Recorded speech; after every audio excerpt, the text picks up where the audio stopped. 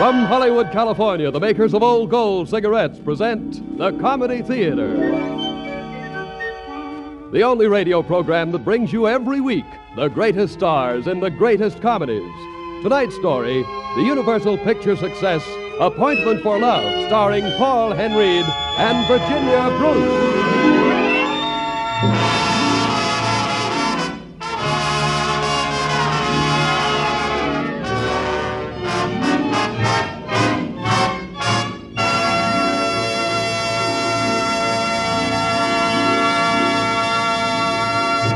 And here is the director of the Old Gold Comedy Theater, Mr. Harold Lloyd.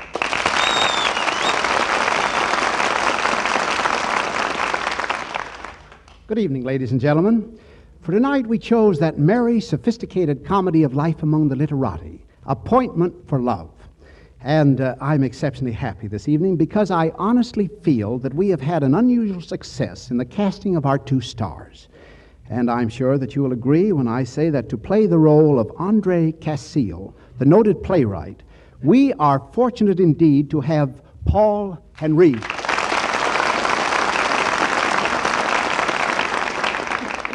Thank you, ladies and gentlemen, and thank you, Harold. I certainly hope that I'll be able to fulfill your high expectations. I'm sure that you will, Paul. You know, our sponsors are very happy to have you here, too, because in the pictures Now Voyager and Casablanca, whenever you were with a beautiful woman, you always put 2 cigarettes in your mouth and lighted them. Yes, Harold, but unfortunately I can't do that anymore. Oh, difficulty getting cigarettes? No. Difficult to get beautiful women. Well, your shortage of beautiful women is over. Because tonight, for the role of Dr. Alexander, we've chosen the beautiful and charming Virginia Bruce.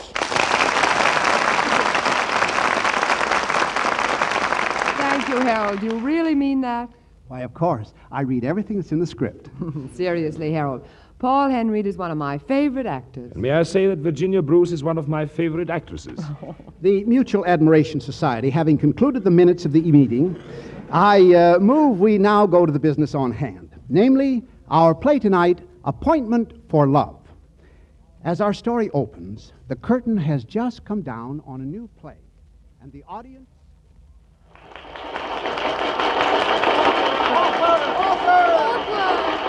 Thank you very much.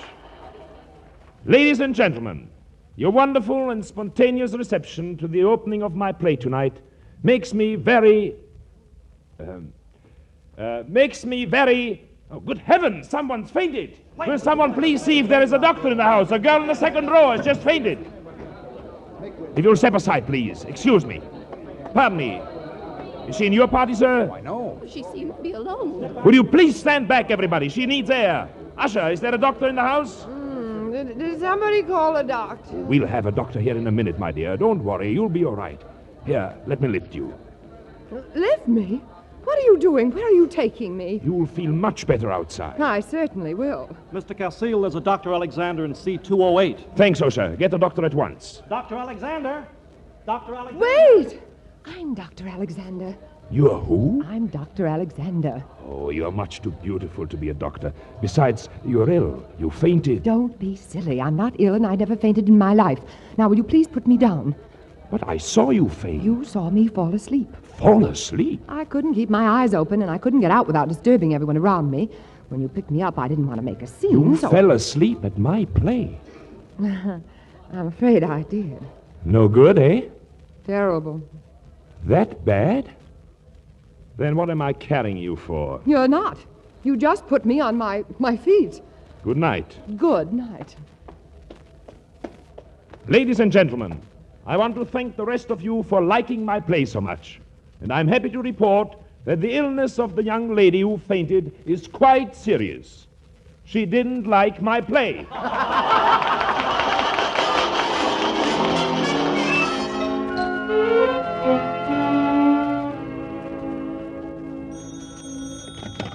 Dr. Alexander. How about Monday night? Sorry. Dr. Alexander. Maybe Wednesday? Sorry. Dr. Alexander. Perhaps this weekend. Sorry.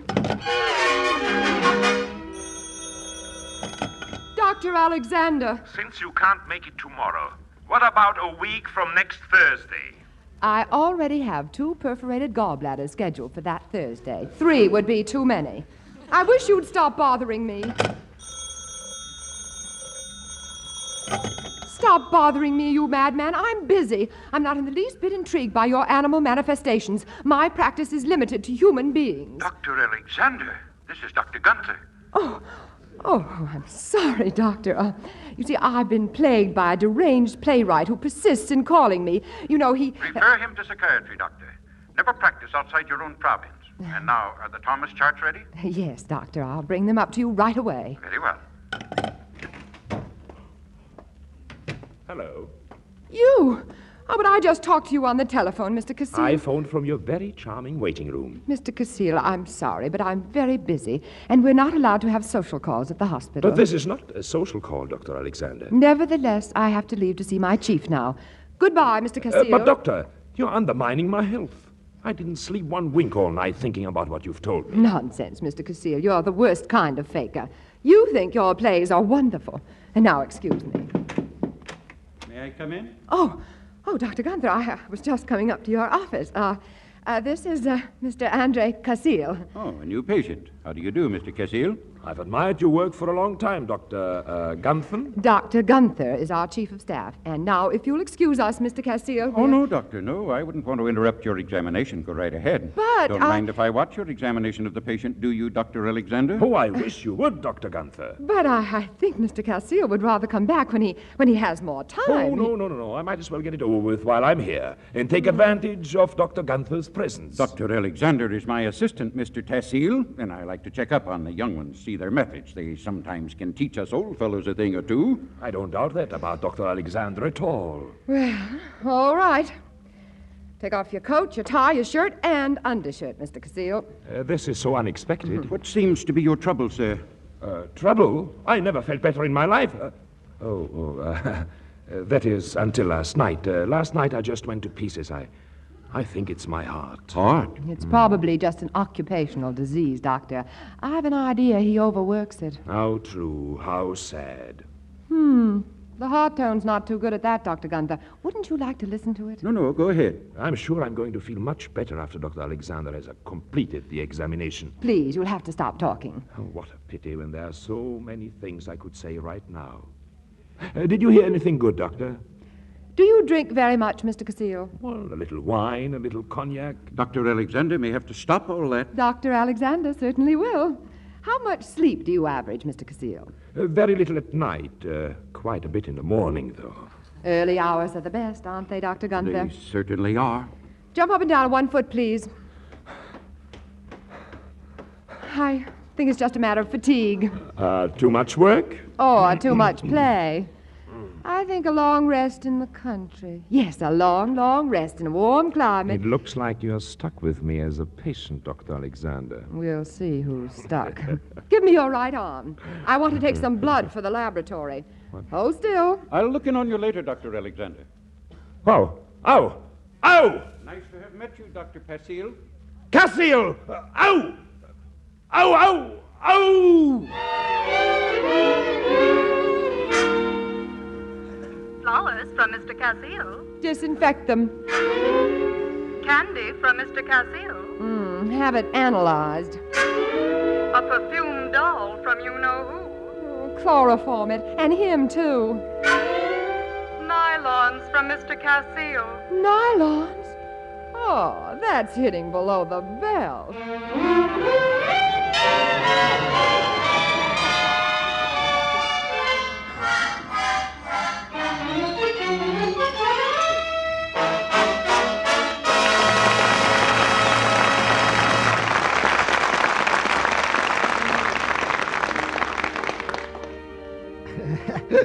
I bet you knew all the time that they were going to get married, didn't you?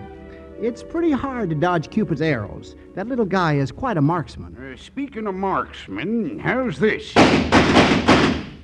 Reach for the sky, partner. Ain't nobody gets away from Pies and Pete. Well, I'll do what you say, but I think you've made a mistake. Pies and Pete never makes a mistake. I moseyed down the canyon on my cayuse and follered the ornery varmint I'm after. Well, I still say you made a mistake. Hey, that's not your line. You're supposed to say, "You got me."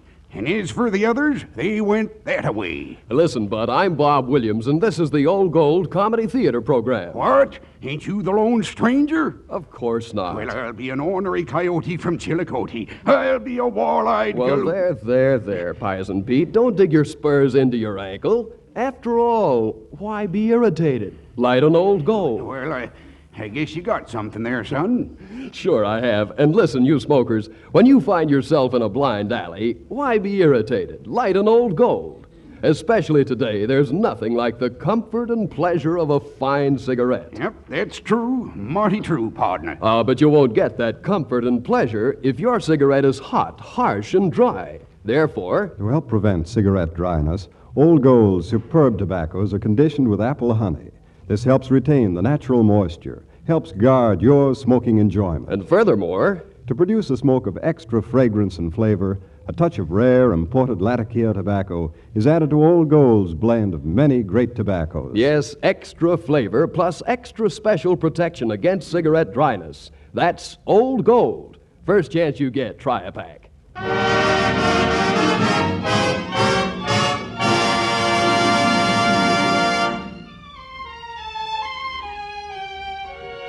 And now back to tonight's Old Gold Comedy Theater production, Appointment for Love, starring Paul Henreid and Virginia Bruce. All right, Mr. Lloyd. Yes, the doctor married her patient, and the playwright found a character more wonderful than any he'd ever written. As our story continues, they have been married for quite a long time, 45 minutes to be exact. They are on their ecstatic way up to Andre's apartment, located in the very ultra-rainy plaza. Your floor, Mr. Cecil, 17. Well, dear, are you just going to stand here in the elevator?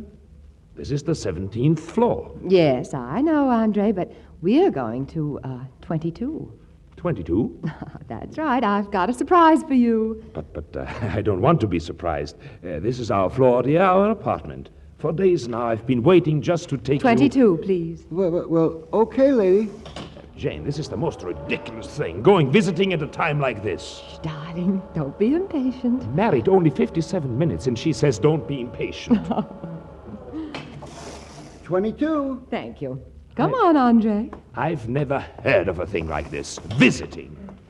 Would you please tell me just where we are going? Of course, darling. Right here. Apartment 22B. What are you doing with those keys? Opening the door to the apartment, silly. Well, won't you come in? But Jane, what is this? What are you doing with keys to a strange apartment? You like it, darling? Of course I don't like it. You don't? And after I spent my entire lunch hour moving in? Moving in? Jane, do you mean you've rented another apartment in this building? How else could I be close to you? Wait a minute. I have an apartment downstairs. That is our apartment. And on top of that, you take one on the 22nd floor? Exactly, Andre. And I'm going to live here. You see, dearest, in our case, it's necessary. Now, the way I figured it out... This is nonsense. I'm married to you, and where I live, you live. But the whole thing is so simple. Don't be difficult, darling. You must think I'm simple, too. Darling, now look. You see, Andre, I was going on with my research at the hospital, and this is one marriage I want to see work. The way this is starting to work, it will never live to collect its Social Security. Oh, but, darling, it will work. Look, sometimes I have to be at the hospital all hours. Sometimes I'm called out of bed at 4 a.m. Sometimes I work all night and sleep during the day. You couldn't possibly fit your life into my routine. I know only one thing. When a man marries a woman, it's because he wants to be married to her. Oh, but we will be married. The only difference is that I'll be free to do my work and you yours. Now, don't you really think that's sensible? No, of course I don't. There are such things as feelings and emotions that you can't put under microscopes or dunk into a test tube. But the important thing is to arrange our lives so that our marriage will last. I think the important thing is for our marriage to begin. And it won't begin until you come home, and home is where your husband lives. That is the law. Andre, where are you going? If you have any interest where I'm going, you can follow me. Not right now, darling. I'll be seeing you at breakfast time.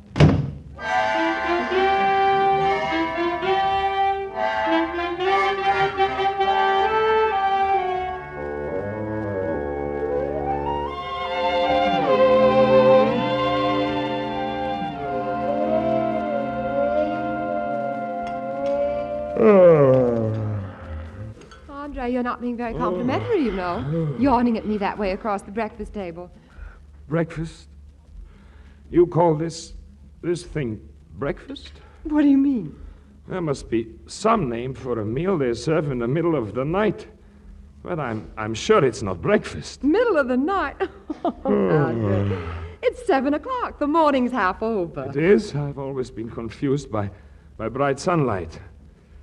Jane. Yes, darling? Would you do me a favor? Just one little favor. Of course, dear. Would you not eat that ham you seem to relishing so? Why, dear, why not? Well, at this time of the night, my stomach happens to be a little squeamish, you know. But a person should eat heartily at breakfast. Breakfast is supposed to be the substantial meal of the day. Gives you energy, vitamins. I thought you were a doctor. But you sound like a radio announcer. Oh, sweetheart, don't you honestly think this is a perfect arrangement? We'll have breakfast like this every morning. Every morning? That's a promise. At 7 o'clock? Yes. It is rushing breakfast a little, but it gives me just enough time to get to the hospital by 7:30. And the mornings that you're dressed, you can walk down with me. Oh, yes, of course. It will be interesting, to say the least, walking around a completely deserted city all by our little selves at 7:30 in the morning. 7:30. I'd better have some more coffee. Larry! Yes, Mr. Cassie. More coffee, Larry, please. Yes, sir. Yes. Just a minute, Larry. Darling, would you like 2 or 3 more eggs or a small steak or something? They're just creamed with vitamins. You're not being funny. And never mind the coffee. Yes, madam. And don't call me madam. Yes, miss. I mean, yes, Mrs. Cassie. And I'm sorry I'm not dressed, Jane. We could start taking those walks together to the hospital. Well, a little fresh air wouldn't hurt you.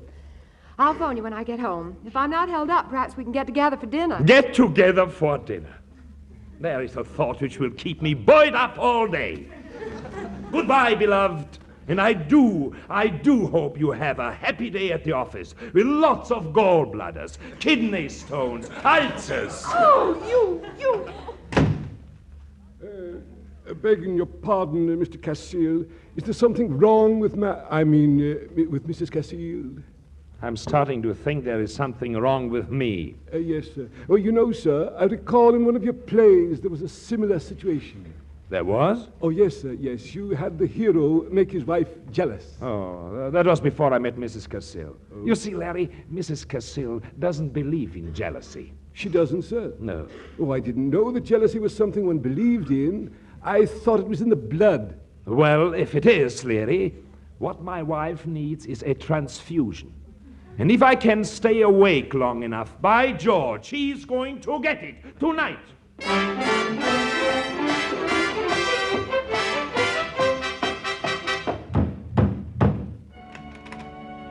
Darling, I hope you don't mind, but I can't be with you tonight. Some of the old gang are throwing a little private party for me, and you know those parties there, well, they're not for you. Oh, that'll be fun for you. And besides, dear... Then you don't mind? Not at all. Wait a minute. No wonder you don't mind. Who's that lying on the couch? I'm Michael Daly. Michael's an old friend. He has a strange jungle malady. I keep seeing leopard spots in front of my eyes. Lie down, Michael. Lie down, Michael. Jane, do you go around treating strange jungle maladies in your apartment? Only old friends. Pull up a chair, old man. Old man. I don't like the way you say old. Jane, I demand... Let's call it a request. Now, don't be a child, Andre. Michael's an old friend who just came back from an amazing series of experiences up the Amazon. He's an ichthyologist. Wrestled man eating sharks with my own bare hands. I know you gave them the first bite. But what are you doing in my wife's apartment? Wearing her negligee. Well, you know how those laundries are. He only has his necktie off, Andre. Oh, you can't expect me to stay for the night with my collar buttoned up for the whole time. Stay for the night! There is certainly no manpower shortage around here. Better go, old man, before I give you my boa constrictor hug. Choke off your breath, you know. Be still, Michael, and remember the leopard spots in front of your eyes. That's right. Shut up. If you'd only listen, I brought Michael home from the hospital only because I had to study the course of his fever, and I wanted to be able to spend a few minutes with you. A few minutes. I don't really see how she could bear more. Jane, you mean you are going to spend the night holding hands, checking the pulse of that stickyologist? Ichthyologist. Fish, old man, fish. I don't mind him playing around with fish, but I don't want to be the bait. Andre, why don't you go to your party?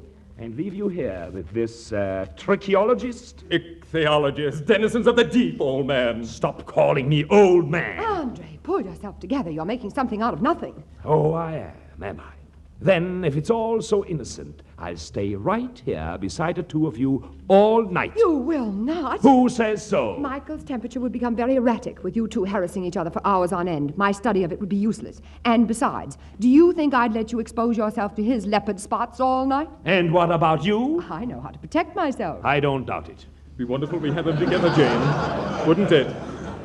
Jane, this is final. I leave here now. I may never come back. And that's definite, I think.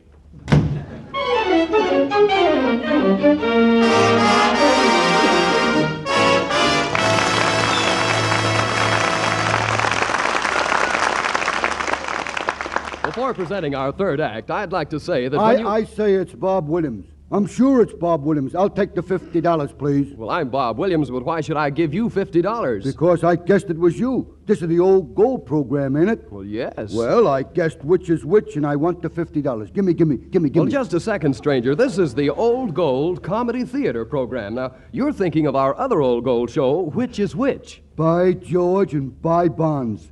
You're right. Gee, am I a dope? Well, I'd say you're taking your mistake quite calmly. Why, sure I'm taking it calmly. You know, I listen to both Old Gold programs, and I'm getting smart. Why get upset? No, sir. I just say to myself, why be irritated? Light an Old Gold. Friend, you can say that again. All right, I will. Why be irritated? Light an Old Gold. Ah, yes, smokers. When you make some little mistake, that's especially the time to enjoy an Old Gold. To enjoy its delightful extra flavor, its special protection from cigarette dryness. You see, Old Gold's superb blend of many great tobaccos, including a touch of extra flavorful Latakia tobacco, is conditioned with apple honey to help guard against cigarette dryness. Yes, that's Old Gold, a better, keener, tastier smoke. But if you can't get a pack right off, remember, even though we're producing all the cigarettes we can without sacrificing one iota of Old Gold's fine quality, the men and women in our armed forces get first consideration. But we're doing our utmost to assure fair distribution of all remaining Old Golds. So if you had to be content with substitute brands today, be content in the thought that tomorrow, if you ask, your dealer may possibly have Old Golds.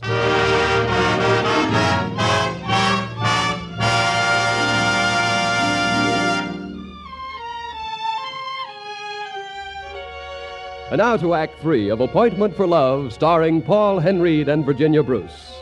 All right, Mr. Lloyd. The old adage that true love never runs an even course has certainly been substantiated. Michael Daly may have been a great explorer, but it was Andre who discovered a green-eyed monster called jealousy.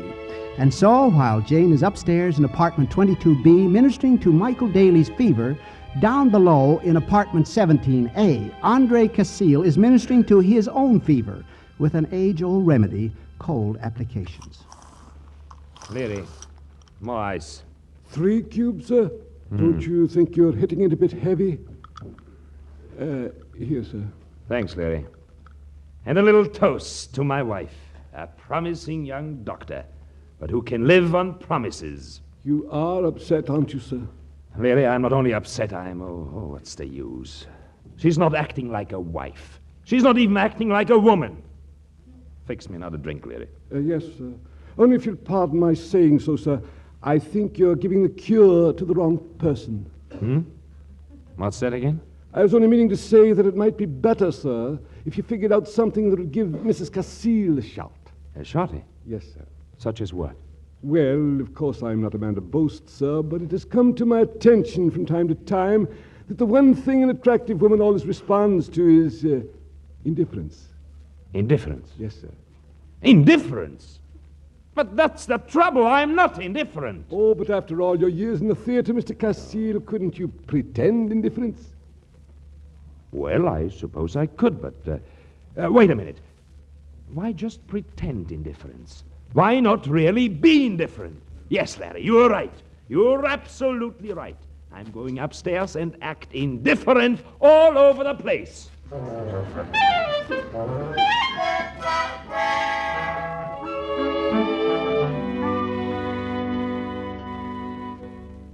Jane, will you sit down? Let me do the talking. Michael, with that thermometer in your mouth, I can't understand a word you're saying. And besides, I'm not going to sit down next to you again. My interest in you at the moment is strictly professional. Now lie still and... Who's there? Never mind who's there. Just open the door and let me in. Sounds more of your husband's attempted to take him. Andre, will you be quiet? You know I've got a patient in here. I know what you've got in there. An ichthyologist. Listen, then, will you, Jane? I'll have everybody in the building up here. Oh, all right. Wait a moment, Andre. I'll open the door. Well? Well? Andre, for goodness sake, what do you want? Me? Oh, nothing. Nothing at all. I just came up so you could see for yourself how indifferent I am. Indifferent about the entire situation. Indifferent? I'd like to see you sometime when you're just bored. Why don't you shut up? Why don't you? Are you in the habit of breaking into ladies' apartments and creating a scene? It is not a lady's apartment. It's my wife's. Oh, that's about the oldest joke I've ever heard. Why, you. Andre, be careful. Remember, Michael has muscles like an ox. Andre! I'll ox him. I'll fix him. Get up here, you. Fight like a man. Why, you silly looking.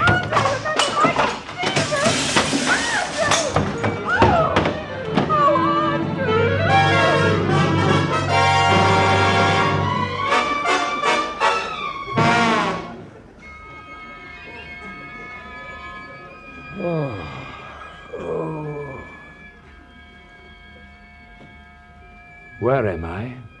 Back in your own apartment, dear. Our apartment. Our apartment.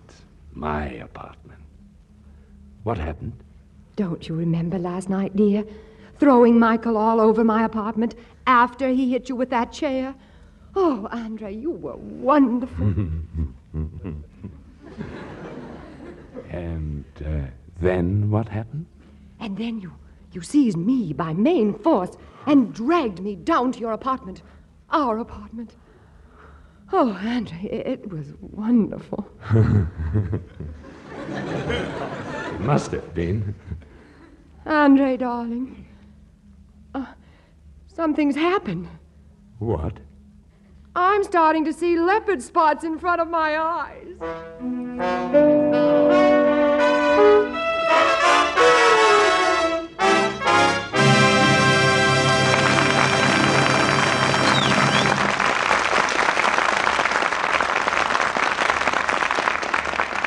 Now, this is Harold Lloyd. Paul Henreid. And Virginia Bruce. Saying good night to you for Old Gold. And I hope that you'll be with us again next Sunday when the Old Gold Comedy Theater presents My Favorite Wife, starring Joel McRae with Francis D. and Gail Patrick. See you then.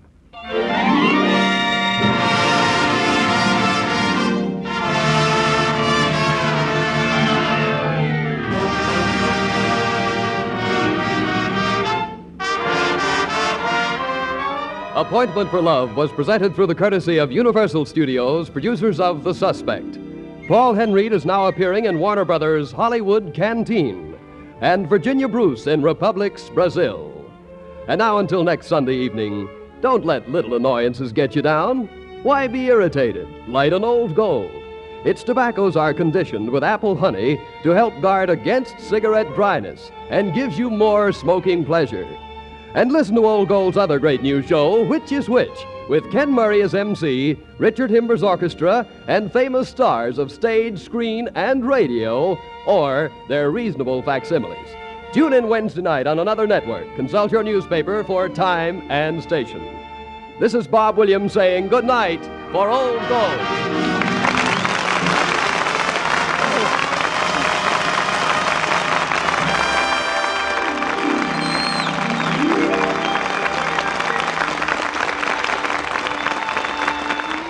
This is the National Broadcasting Company.